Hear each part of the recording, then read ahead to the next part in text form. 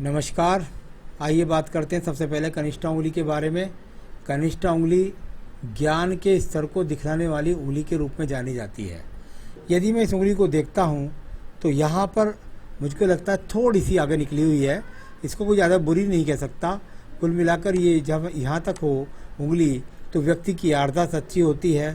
साथ ही साथ व्यक्ति अपने जीवन के अंदर अपने आप को स्वयं को कुछ समझता है, यानी कुछ समझता है, कुछ अगर करना चाहे तो बड़े इरादे रखता है और कुछ उलट फेर करने के इरादे रखता है। इस तरह के ज़्यादा एक तरह कह सकता हूँ बहुत स्वाभिमानी टाइप का व्यक्ति होता है। अब बात करता हूँ यहाँ पर आपकी सीधा यहाँ पर आपकी सूर्य की उंगली के बारे में।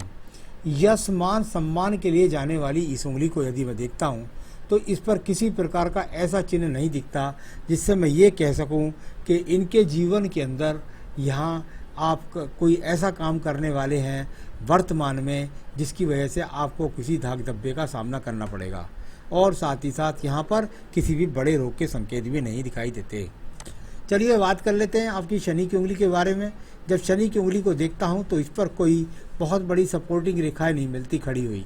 ये खड़ी हुई रेखाएं जब तक सपोर्टिंग की नहीं होती, खास तौर से फर्स्ट और सेकंड पर्व पर, तो व्यक्ति के पास धन के मजबूत आगमन नहीं होते।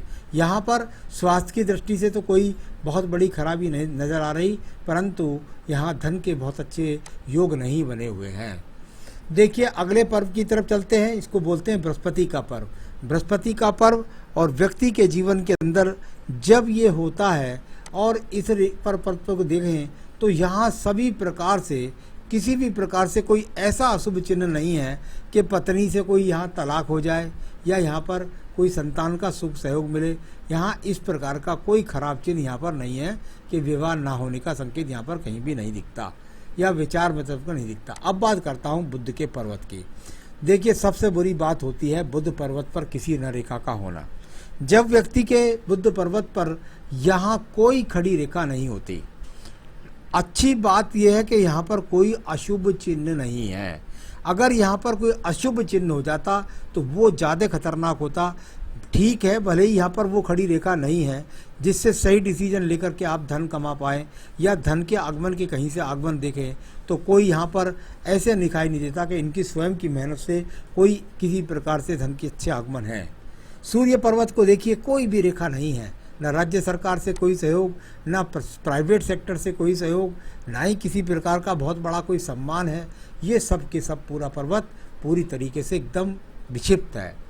अब आइए बात करता हूँ जो अगले पर्व के बारे में। अगला पर्व होता है धन का पर्व। धन का पर्व, और यहाँ भी अगर देखें तो सीधी रेखा ना जाकर के बाई साइड रेखा चली गई, यानी कुल मिलाकर बृहस्पति को ज़्यादा देख रही हैं। और यहाँ जब सूर्य से बृहस्पति की तरफ रेखा जाए तो व्यक्ति डोलता रहता है ऐसे ही कामों का। और कई बार तो ऐसा भी देखा है मैंने, सूर्य बृहस्पति की रेखा का जब संबंध बन जाता है तो ऐसा व्यक्ति समाज सेवा के काम के लिए जोड़ता रहा। अपने पास कुछ नहीं, लेकिन समाज सेवा के काम के लिए जोड़ता घूमता फिरता रहता है। अब बात करता हूँ मैं इनकी एक और रेखा के बारे में। इसको बोलते हैं हृदय रेखा। और हृदय रेखा जब यहाँ जाकर के और मंगल पर्वत के स्वर से मिल जाए, व्यक्तिक मांगलिक होता है, घोर मांगलिक। एक बात। दूसरी बात, कहीं ना कहीं यहाँ बुद्धि रेखा का संबंध जो है वो हृदय रेखा से बन गया है। दूसरी बुद्धि रेखा भी है इनके पास, उसे बाद में बोलूँगा।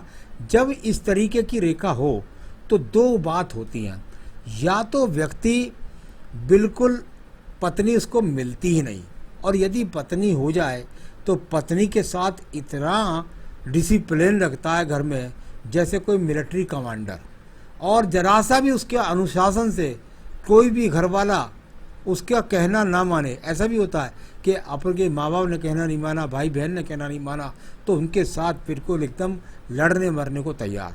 तो ये वो रेखा है इनके पास में। दूसरी बुद्धि रेखा यदि ना होती तो अच्छी बात ना होती। दूसरी बुद्धि रेखा का उदय थोड़ा यहाँ से हो रहा है। यानी कुल मिलाकर के ऐसे व्यक्ति को कई बार तो ऐसा भी होता है कि व्यक्ति की स्वयं की पहचान लगभग 40 वर्ष तक हुई नहीं। 40 वर्ष के बाद दुनिया कहती है भाई आपका एक लड़का है, बड़ा अच्छा है, तो अब तो बहुत सुधर गया। तो ऐसा लगता है जहाँ से इस दूसरी रेखा का जो रोल शुरू होगा वो जीवन में लगभग 40 वर्ष के बाद से शुरू होगा। अब बात करता हूँ मैं इसके बाद में आपके मंगल पर्व की। मंगल पर्व कर्म रेखा है ही नहीं एक भी। पूरा सपाट पर्वत। जब सपाट पर्वत हो तो व्यक्ति कर्म नहीं करता, सपने देखता है। कुल मिलाकर कोई कर्म रेखा नहीं, फुल आलसी, घर बैठकर सपने देखने वाला, यहाँ पर दिखलाई देने वाला ये पर्व। अब देखिए द्वितीय मंगल पर्वत। द्वितीय मंगल पर्वत यहाँ पर पूरी तरीके से एकदम साफ, कोई झगड़ा झंझट भी नहीं है, कोई मुकदमा भी नहीं है, तो वो भी अपने आप में चलो ठीक ही है। बात करता हूँ चंद्र पर्वत की। चंद्र पर्वत पर किसी प्रकार की रेखा नहीं, ना घूमने का इरादा, ना डिप्रेशन का इरादा, किसी भी प्रकार से कोई संकेत ही नहीं है। पूरा निफराम जिंदगी है, ना टेंशन लेना और आराम से सोना। तो ये सब चीज़ें यहाँ, कोई यात्रा नहीं, कोई तीर्थ यात्रा नहीं, कोई गमन नहीं, कुछ नहीं। ये देखिएगा एक और रेखा, इसको कहते हैं मणिबंध से निकली भाग्य रेखा। और भाग्य रेखा यहाँ चली गई आपकी हृदय रेखा के पास तक। हृदय रेखा कौन? हृदय से संबंधित लोग। शुरू कहाँ से हुई? मणिबंधित से, यानी हृदय से संबंधित जो लोग हैं, माँ है, बाप है, भाई हैं, बहन है, सब सहयोग के लिए तैयार खड़े हैं। तो आदमी की ज़िंदगी इस कर्म रेखा पर नहीं, इनके इस काम से चल रही है। तो कुल मिलाकर ये भी कोई बहुत अच्छी रेखा यहाँ पर नहीं मिली। शुक्र पर्व को देखिएगा, शुक्र पर्वत भी पूरी तरीके से खाली, यानी कुल मिलाकर यहाँ विवाह न होने के संकेत यहाँ पर ये भी दिखलाई पड़ता है। यहाँ भी विवाह का बहुत टिपिकल स्थितियाँ हैं। देखिए संतान रेखा, वो भी हाथ के अंदर नहीं है। आइए आयु रेखा को देख लेते हैं। आयु रेखा इनके पास है और बढ़िया, भगवान की कृपा से अभी तो 70-72 वर्ष की आयु रेखा है। तो कुल मिलाकर आयु रेखा तो 70-72 वर्ष की है, आगे भी बढ़ जाएगी, जो उम्र बढ़ेगी तो उसकी कोई बात नहीं है। तो चलिए, ये सब मैंने आपको बताया सारी हाथ की रेखाओं के पर्वतों के बारे में। आपने पूछा कोई सवाल, भविष्य में कोई रोजगार कर सकेंगे? सर बहुत टिपिकल स्थिति है यहाँ पर। मुझे तो लगता है ये किसी रोजगार में चले भी जाएंगे तो महीने, 2 महीने, 6 महीने में लात मार के चले आएंगे। तो यहाँ बहुत ज़्यादा मजबूत स्थिति नहीं है। कर्म रेखा थोड़ा सा साथ दे रही है, भाग्य रेखा साथ नहीं दे रही। तो सवाल ये है कि भविष्य में रोजगार करेंगे ज़रूर, क्योंकि बुद्धि रेखा का उदय होगा इनका लगभग 40 वर्ष पर, यानी 3 साल के बाद इनका दिमाग काम सही करेगा, सही डिसीजन लेंगे, उसके बाद ये करेंगे रोजगार। तो 3 साल के बाद मुझे ज़्यादा लगता है। शादी कब तक हो सकती है? कहीं से कहीं तक भी अभी तो बहुत कम संभावना है। तो इनको मैं कुछ उपाय बताऊंगा, वो कर लें तो इनका विवाह हो सकता है। किसी नौकरी का योग है क्या? हाँ, नौकरी तो अभी भी कर लेंगे, पर रुकेंगे तो नहीं। तो वो नौकरी के योग की बात हो गई। तो ये तो हुआ इनका हाथ का सर्वेक्षण। अब मैं बताऊं इनका विवाह के उपाय। अगर ये विवाह आप इनका कराना चाहते हैं तो सबसे पहले तो इनको एक बेहतरीन सा आपको पुखराज पहनाना होगा।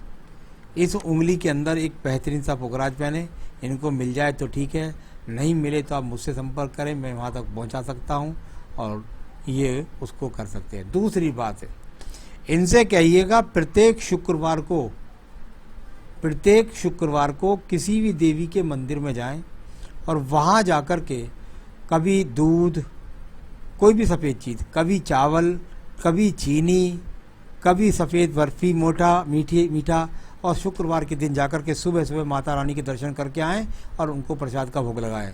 अगर ये अपने हाथ से माता रानी को वस्त्र दे सकें, उनके जो वो वस्त्र पहनती हैं, उनके वस्त्र किसी भी शुक्रवार को दे सकें तो वो बहुत अच्छा होगा। तो इनके विवाह के लिए पुखराज और साथ ही साथ इनको माता रानी का ये काम करना होगा, और उससे इसको दूसरा फायदा भी होगा, नौकरी भी मिलेगी और साथ ही साथ इनको संतान सुख भी मिलेगा। ये दोनों पक्ष इनको ज़रूर मजबूत करने पड़ेंगे। तो उनको ये करवाइए, फिर देखिए इनके अंदर सुखों की बरसात इनके जीवन में होने लगेगी।